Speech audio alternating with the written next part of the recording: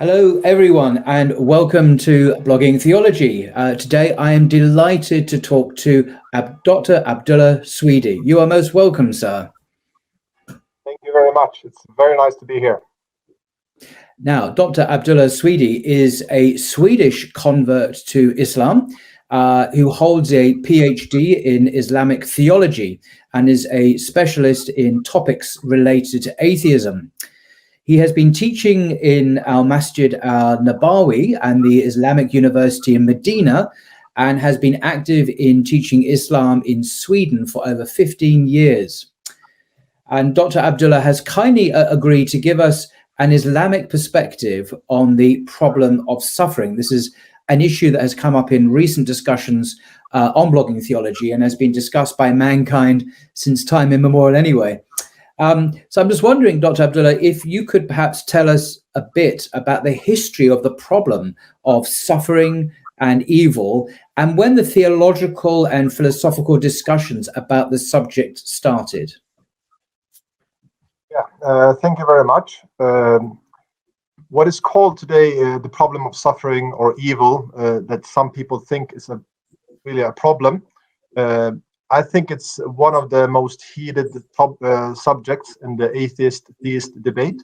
And I think there are many reasons for that. One of the reasons is that every human being that is like reflecting about his existence and so on is thinking about the suffering and evil in the world.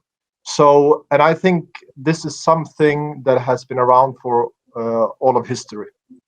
It's not only theists, it's like every reflecting person, atheist, theist, polytheist, monotheist, anyone are thinking about these issues. So I think it's something from human nature to think about these existential questions. And also we can see that the problem of evil, that they call it the problem of evil, is one of the most widespread arguments that atheists use against the belief in God. The American professor of philosophy, Michael Tooley, said that this is the central argument for atheism. And also another professor in philosophy, Ronald Nash, said that arguments appear and disappear about God's existence or against God's existence, but almost all philosophers that he knows believes that the most serious argument against God's existence is what they call the problem of evil. And I think that one of the reasons of that is that this is something that is close to every single person, that we can feel suffering in ourselves, or we can see people around us that suffer, or that we can just switch on television and we can see suffering. So it's something that is really close to people. When it comes to some arguments that atheists use, or some things that atheists talk about, like say like Lawrence Krauss is speaking about a universe from nothing, talking about quantum mechanics and cosmology and so on.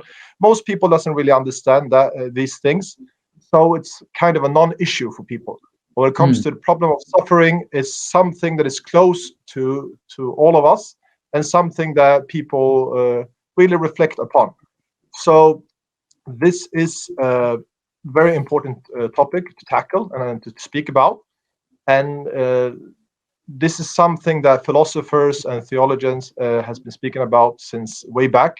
We can find that this is one of the most debated topics today. There's a bibliography called Theodicy, an annotated bibliography on the problem of evil, 1960 to 1990. The author mentions thousands of books and articles about these issues from theists and atheists when they refute each other and so on. So when some people come and say, like, they come with this argument that they think is like a knockdown argument, like this is the first time that they propose this argument against the believers and so on, it's something that has been debated for thousands of years, the thing of suffering and evil, and it's been like hundreds or thousands of articles and books has been written about this issue, so it's not something new. And I think that the defenses against this problem are really, really strong, and inshallah ta'ala we will speak about that later today, inshallah.